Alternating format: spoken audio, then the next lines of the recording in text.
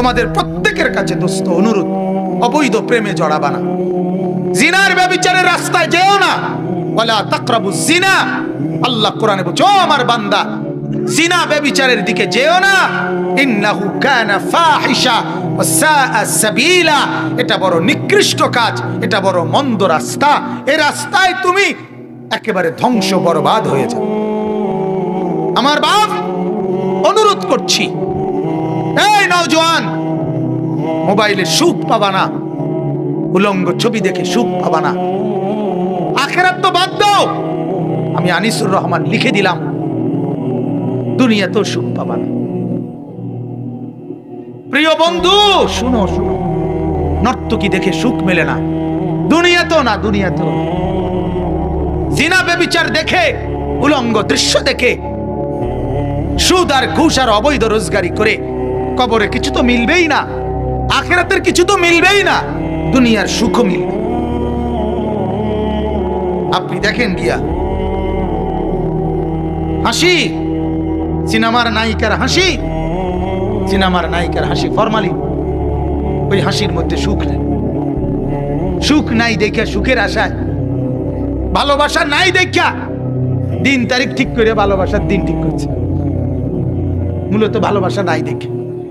কথা বোঝেন নাই? জানোয়ারদের জীবনে কোনো ভালোবাসা নাই, এই জন্য ভালোবাসার দিন তারিখ ঠিক করছে 14ই ফেব্রুয়ারি আমরা শুধু ভালোবাসবো, কারণ দিন তারিখ ঠিক করছি, বাকি তো সবসময় কাজ্জা কেরাঙ্গালে করি, এই জন্য দিন তারিখ ঠিক করছি। অথচ যার ভিতরে এক সুতা ঈমান আছে, এক বিন্দু ঈমান আছে, মুসলমানের কোনো বাচ্চা যদি হয়, মুসলমানের কোনো ছেলে মেয়ে যদি হয়, তাহলে মুসলমানের বাচ্চার জন্য বিশ্ব ভালোবাসা দিবস নামে কোনো দিন থাকতে পারে না, পারে না, পারে না, কোনোভাবেই না, কোনোভাবেই না বেটা। ওইটা জানোয়ারদের ভালোবাসা হইতে পারে, কুকুর বিড়ালের ভালোবাসা হইতে পারে, কাফের মুশরিক বেঈমান ওদের ভালোবাসা হইতে পারে বেটা।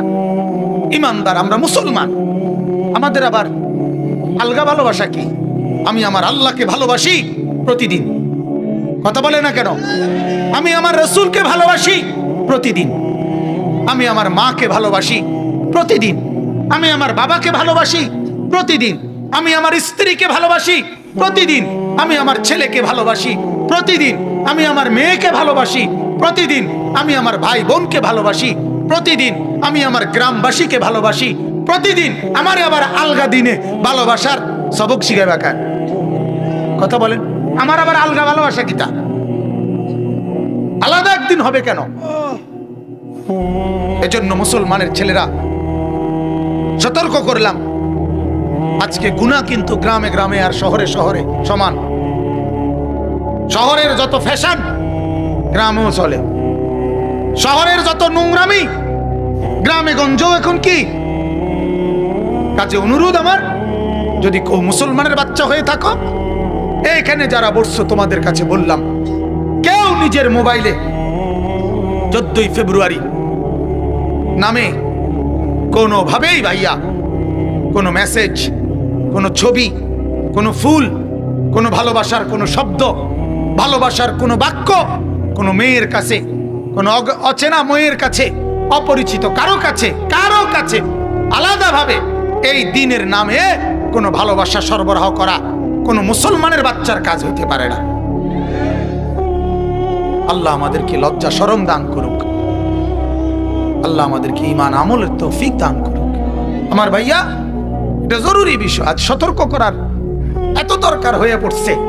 বাংলাদেশের কুছ নাই, মা কি মনে করবে তোর, বাবা কি মনে করবে বাদ দাও, এলাকাবাসী কি বলবে তোর বাদ দাও। আমরা দুজন দুজনকে ভালোবাসি, এটাই বড় কথা।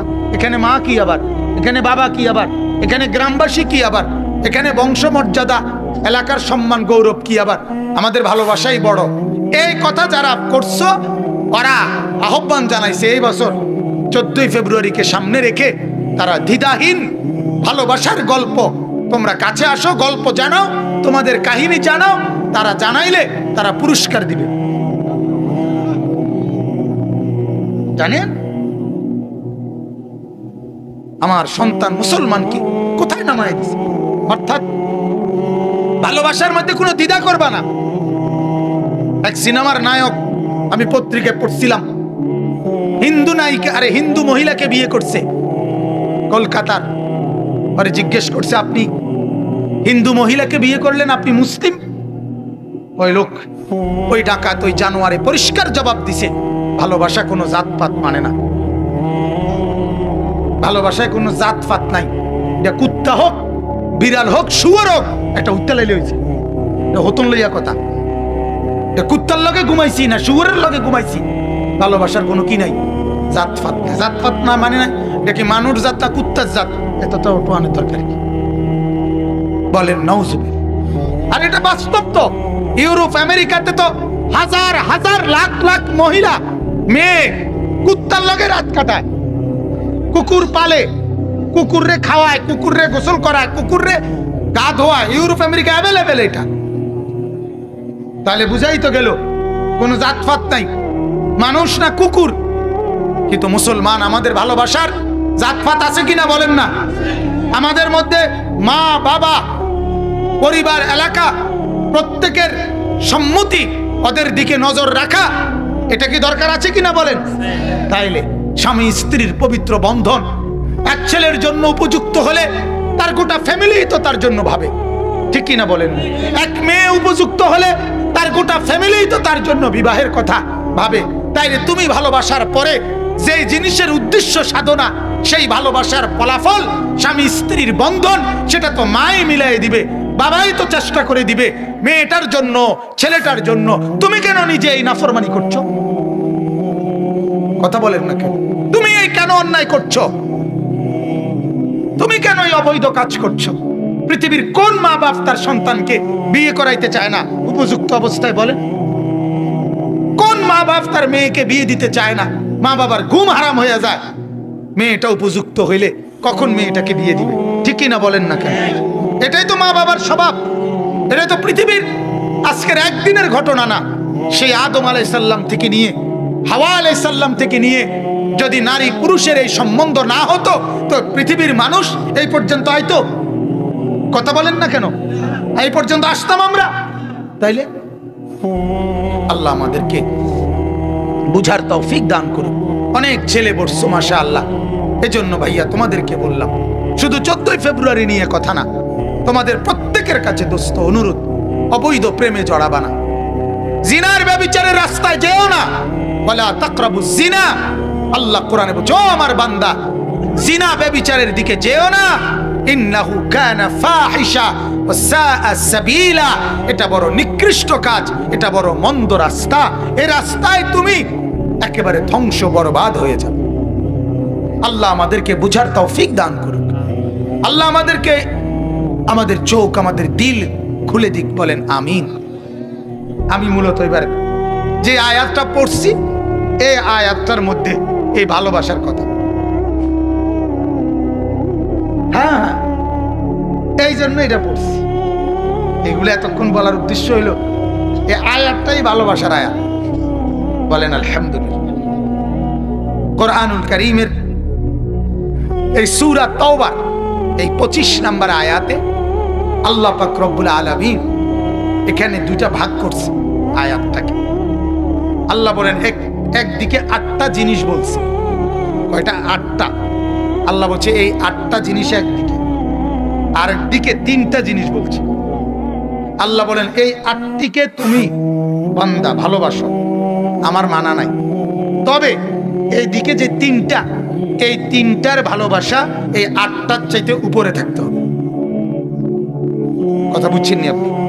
এই 8টির প্রতি তুমি মনোযোগী হও, আগ্রহ থাকুক তোমার, আমার মানা নাই, তবে এই 8টির উপরে এই 3টা জিনিসের ভালোবাসা উপরে থাকতে হবে বেশি। যদি এর উল্টা হয়, যদি এর উল্টো হয়, মানে কি? ওই 3টার ভালোবাসা নিচে নেমে যায়, 8টার ভালোবাসা উপরে উঠে যায়। আল্লাহ বলেন ফাতারাব্বাসু, তাইলে অপেক্ষা করো, হাত্তা ইয়াতি আল্লাহু বিআমরিহি, আমার আযাব, আমার শাস্তি আসা পর্যন্ত অপেক্ষা করো, অচিরেই আমার আযাব আসবে। তুমি টের পাইবা আমি কি জিনিস। তাইলে আমি আপনাদের কাছে বললাম মহব্বত, ভালোবাসা। আল্লাহ তাআলা বলেন একদিকে 8টা আরেকদিকে 3টা। আল্লাহ বলেন ওই 8টাও থাকবে, মানা নাই, তবে 3টা থাকবে উপরে। যদি উল্টা হয়ে যায় আমার শাস্তির অপেক্ষা করো। আমি কি দেব? শাস্তি। 8টা কি কি? 1 নাম্বার, কুল ইন কানা আবাউকুম।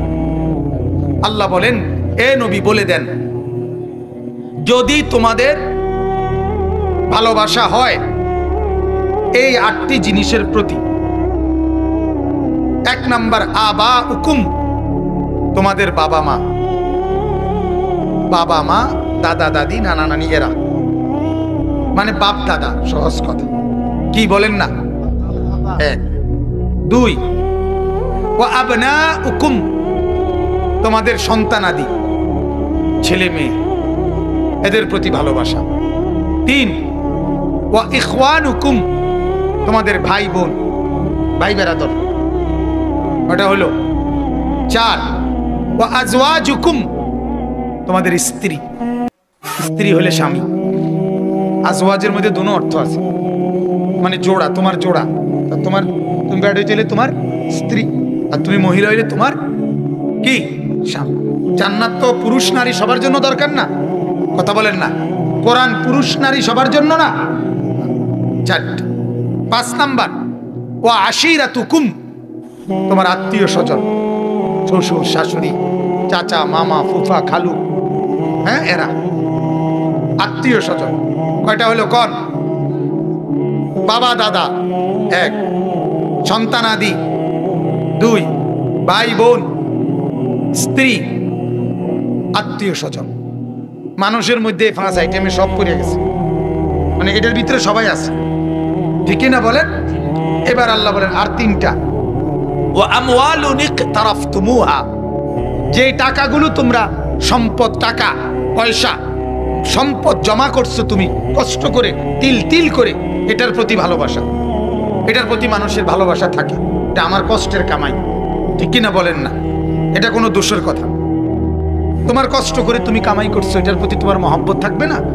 আমি কষ্ট করে টাকাটা 100টা টাকা কামাই করছি, আমি বুঝি হালাই দিয়ে, ঠিক কিনা বল? এটার ভালোবাসা। তোমার জমানো সম্পদ, টাকা পয়সা। এরপরে 7 নাম্বার ওয়া তিজারাতুন তাখশাউনা কাসাদাহা, তোমার ওই ব্যবসা রোজগার যেটা তুমি প্রতিনিয়ত এত খেয়াল রাখো যে ভয়ে ভয়ে থাকো, একটু গাফলতি করলে আমার ব্যবসাটা ছুটে যাবে, ক্ষতিগ্রস্ত হবে। দেখবেন এই দুনিয়ায় কত ব্যবসায়ী আছে যারা হাজারো অনুষ্ঠান, আত্মীয় স্বজনের বেড়ানি, বহুত কিছু শুধু দোকানদার আশায় ছেড়ে দেয়। না ভাই, আমার দোকানে যদি প্রতিদিন এভাবে এদিক সেদিক জায়গা, শেষে কাস্টমার ছুটে যাবে, ঠিক কিনা বলেন না?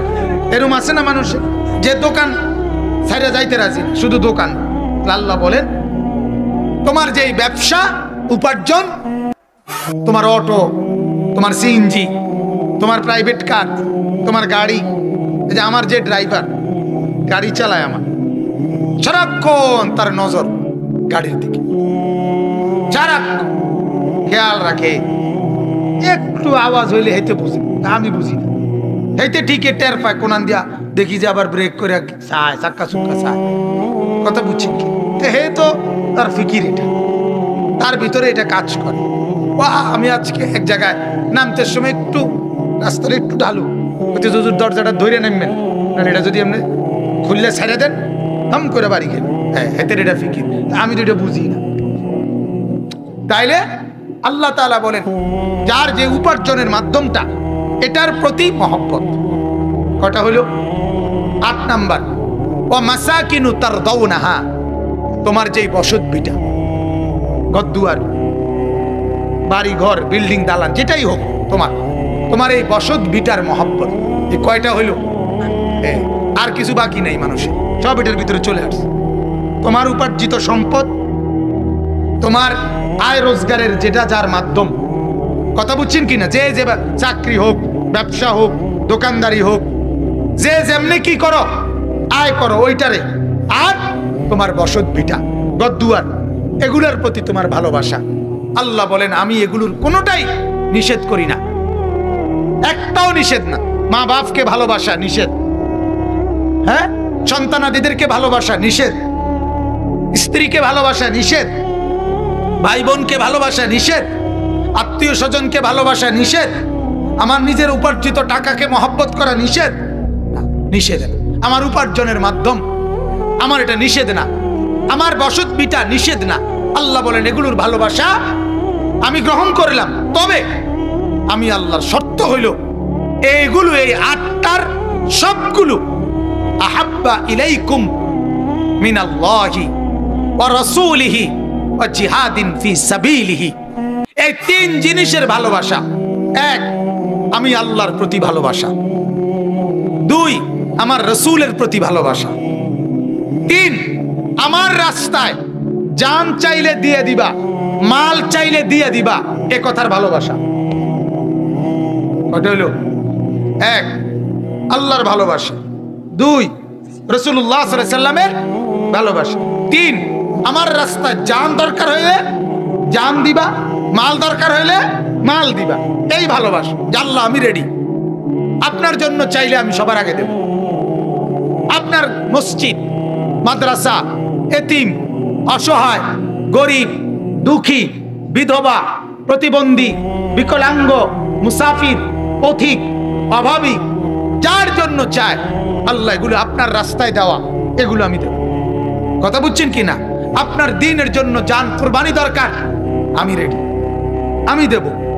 তো আল্লাহ বলে এই 3টা ভালোবাসা, আমি আল্লাহর ভালোবাসা, আমার বন্ধুর ভালোবাসা মানে রাসূলুল্লাহর ভালোবাসা, আমার রাস্তায় জান কোরবানি, মাল কোরবানির ভালোবাসা, এই 3টা থাকতে হবে ওই 8টার উপরে।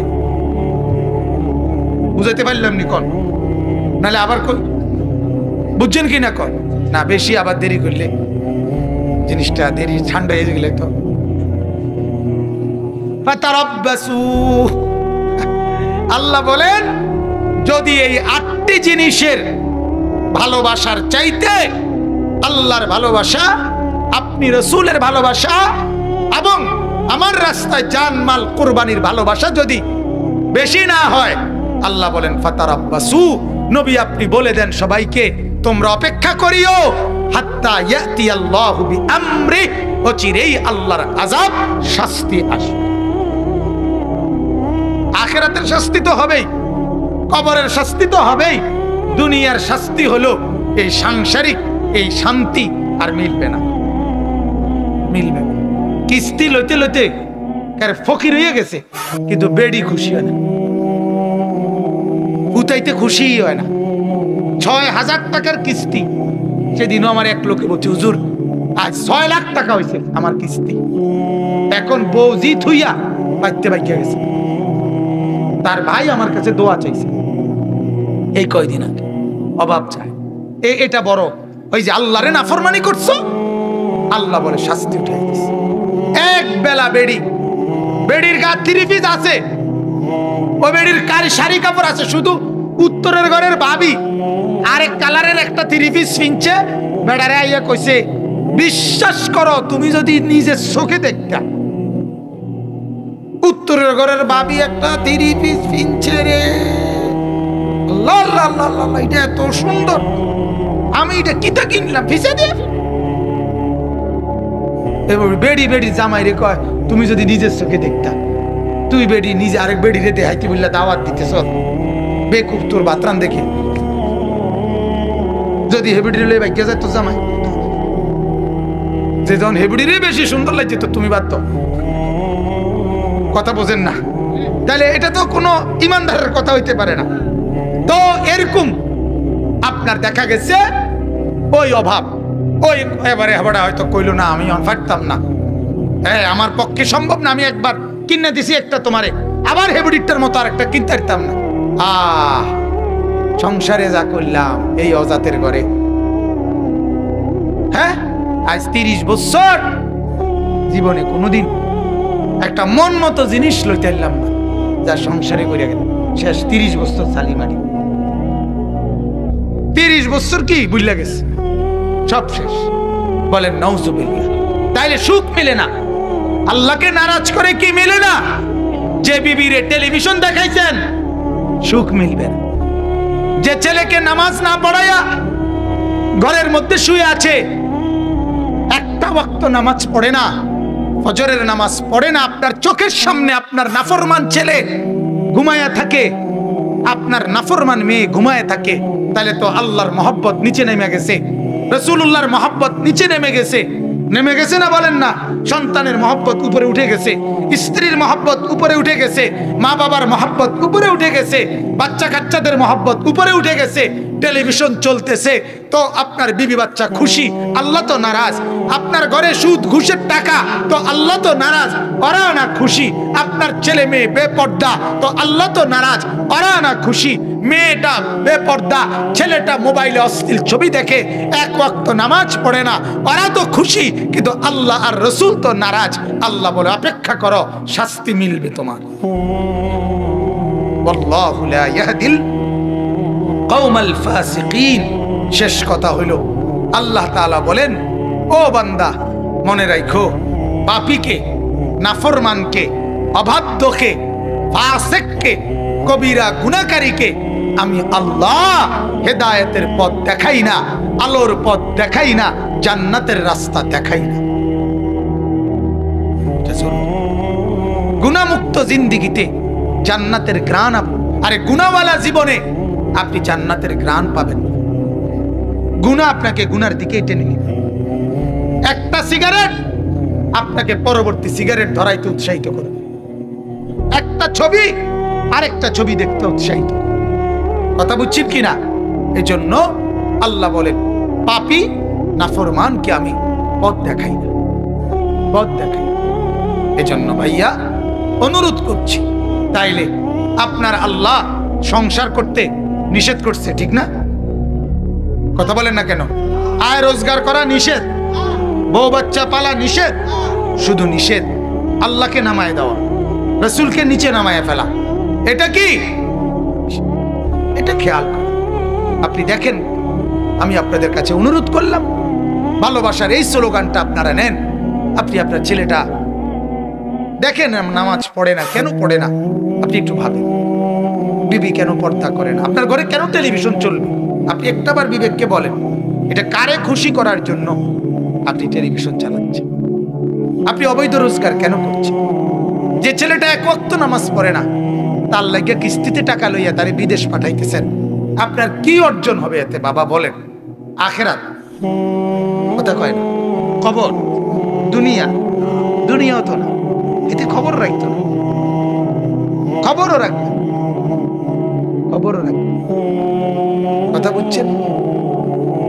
নাফরমান যে আল্লাহর নাফরমান, আরে যে মানে অর্থাৎ হইল যে এর থেকে বড় সত্তার নাফরমানি করে যেতে খারাপ রয়েছে, এটা আপনারে গণব কিন্তু। কথা বোঝেন না? এমনি এটা তো এটাই বুঝাইতে চাই, আমি আল্লাহরে তো কি করি না, গণার ধরি না। আপনি কি মা বাপ কি? আবার আল্লাহর সামনে মা বাপ কি?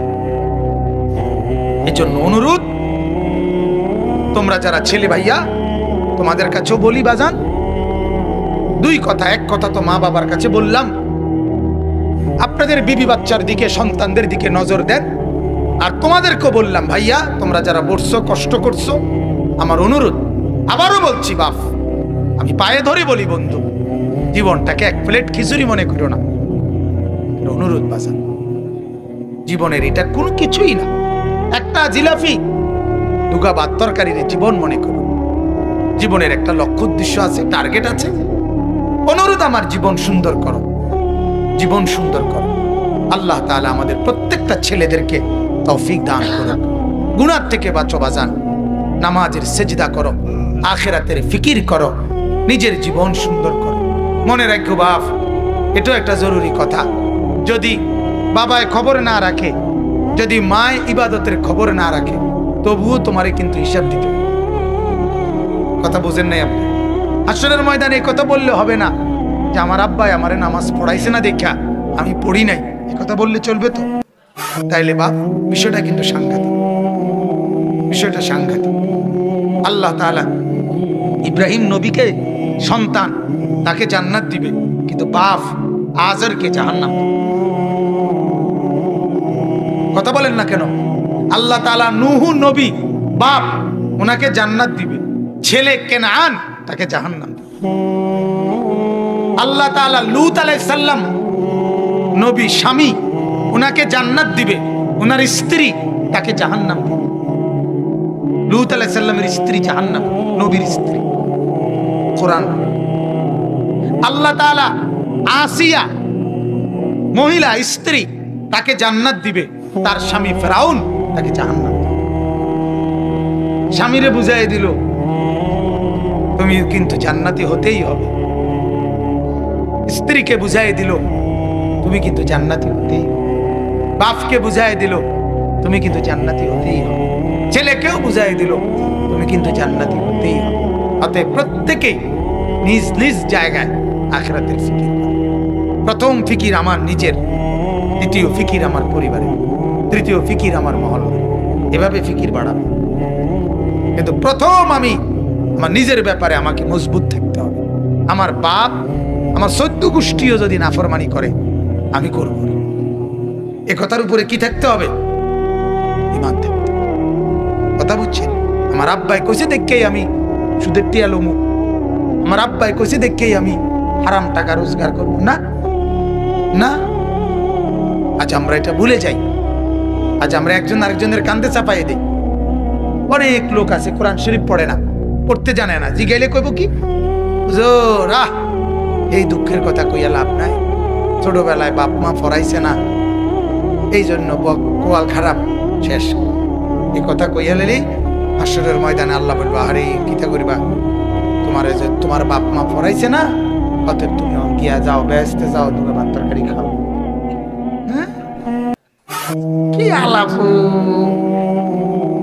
বাপরে বাপ, এটা লাজন খিচুড়ি না, এটা লাজন খিচুড়ি খাওনে না, মাহফিলের শেষে খিচুড়ি খাও না। হাসরের মাঠ এটা খিচুড়ির মাঠ, রং মনে করছেন। আল্লাহ আমাদেরকে মাফ করে দেন। কবরের ফিকির করে আমি আপনাদের জন্য খুব দোয়া করি। চৈনপুর গ্রাম আপনাদেরকে অনেক মহব্বত করি। হাজী সাহেব, এই বাচ্চু হাজী সাহেব, আলম ভাই, এরপরে মুর্শেদ ভাই, এদের করি দোয়া করি আল্লাহ তাআলা আমাদের সবাইকে কবুল করেন। আমরা নামাজের ফিকির করব তো ইনশাআল্লাহ। আল্লাহ আমাদেরকে তৌফিক দান করেন। যুবক ছেলেরা বাজান, ফজরের নামাজের গুরুত্ব দাও। আগামী দিনে বিশ্বাস করো ভাই, এই কোরআন হাতে বলি, আগামী সামনের সময়টা খাদ্য পড়ার লড়াই হবে না, ঈমান আর বেঈমানের মানে ঈমান টিকায় রাখার লড়াই। অতএব অনুরোধ আল্লাহ তাআলা আমাদেরকে তৌফিক দান করুন। আগামীর সময়টা মাহাদি আর দাজ্জাল, একদিকে মাহাদি আরেকদিকে দাজ্জাল। এজন্য মাহাদি ঈমান, ঈমানের পক্ষে, দাজ্জাল কি কুফরের পক্ষে। আমার কথা পরিষ্কার, 7-8 লাখ টাকার লস না, 70 লক্ষ টাকার লস আমি মেনে নিতে রাজি, কিন্তু আমার সেজদা যেন ছুটে না যায় এটা আমি খেয়াল রাখতে রাজি। আল্লাহর কসম, সোজা হিসাব। দুনিয়া পুরাটাই লস, ঠিক কিনা বলেন না? দুনিয়ারে আল্লাহ পুরাটারে কইছে ধোঁকা, কথা কয় না? দুনিয়া পুরাটারে আল্লাহ বলছে তামসা। ওয়ামাল হায়াতুদ দুনিয়া ওয়ামা হাদিহিল হায়াতুদ দুনিয়া ইল্লা লাহবু ওয়া লাইব। আল্লাহ বলে আমি বানাইছি বান্দা, আমি বলতেছি এটা তামাশা, এটা খেলাধুলা, খেলনা। আমনে না কোন এটা আসল, আল্লাহ কয় এটা খেলনা। কথা বলেন না? আমি কিছুদিন আগে কোম্পানিগঞ্জ এক ব্যবসায়ী রে, আমার ছোট ছেলেটার বয়স 5 বছর, সাফওয়ান। আমি এক পরিচিত ব্যবসায়ীরে কইলাম, সেলিম ভাই আমার একটা ভেকু বুঝেন না, মাটি কাটে যে, আমার একটা ভেকু লাগবো সাফওয়ানের লেগা। হ্যাঁ, আমার ছেলেটার, ছোট ছেলেটার লেগা অবশ্যই একটা ভেকু কিনে রাখবেন আমার লাগবে। তোর সাথে আরেকজন আছে, কইনারিল্লাহ হুজুর হে এতে দূরি ফোলার লাগিয়া ভেকু কিনত। তা নাই বললাম না ভাইয়া খেলনা কি মূলত কি খেলনা, মানে ওই ভেকু খেলনা ভেকু আরি। তা আমার তখন মনে হইল আরে আল্লাহ তাআলা ঠিক এরকম বলছে, এইতে যে একটা দফাদফি করতে আছে 10 তলা ফ্ল্যাট করিয়ে। আল্লাহ কয় বান্দা, আর শাজিম থেকে আল্লাহ হাসে, আর হাসা কয় আনিস খেলনা, ঠিক না?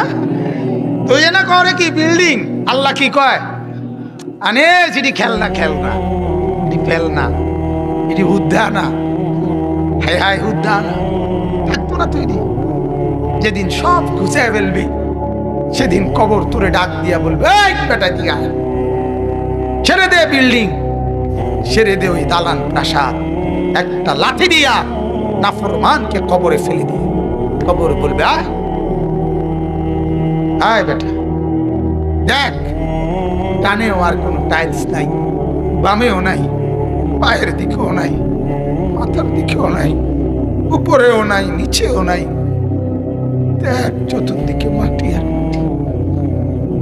কি ভাবছিলি, কি ভাবছিলি? কোথায় সোফা, কোথায় খাট, কোথায় ভালো টাইলস গুলো, কোথায় পাইপের গেট, কোথায় থাই গ্লাস, কোথায়? কবর তখন বলবে, বান্দা বল সেগুলো কোথায় রেখে আসছো?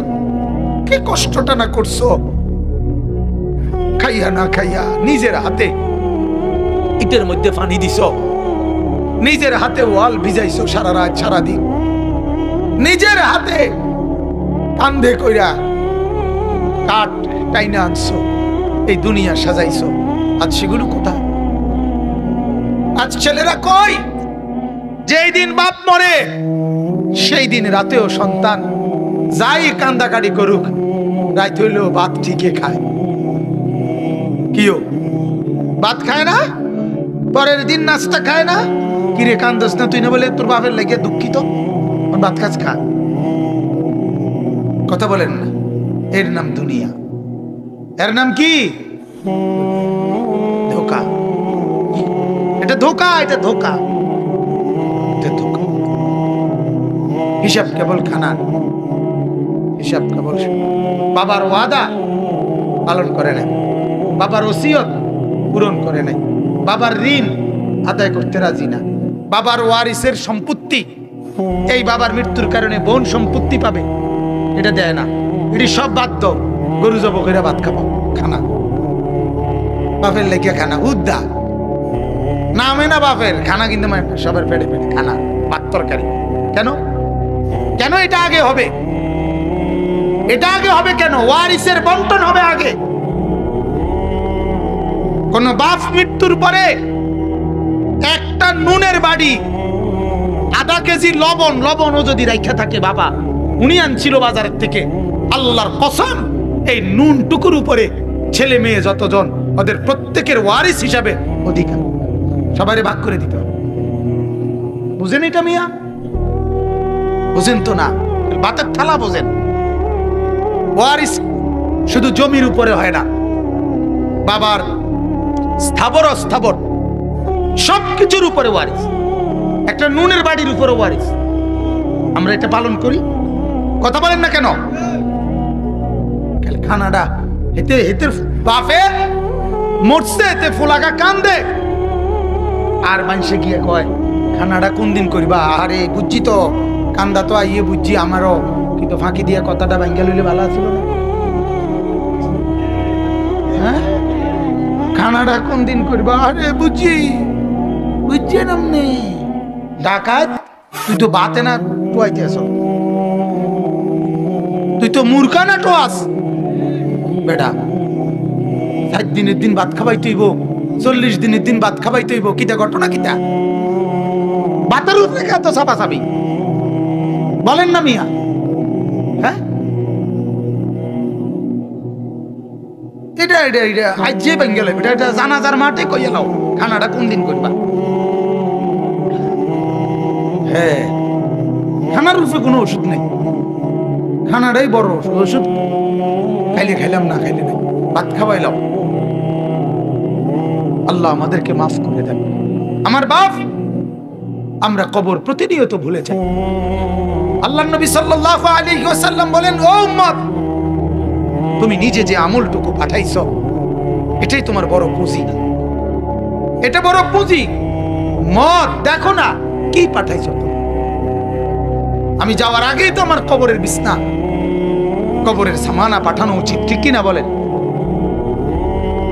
আল্লাহ আমাদেরকে বুঝার তৌফিক দান করুন।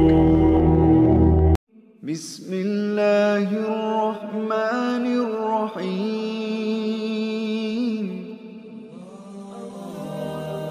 তুমি মানুষ বলে তাই কল্যাণ ভাব মানুষের,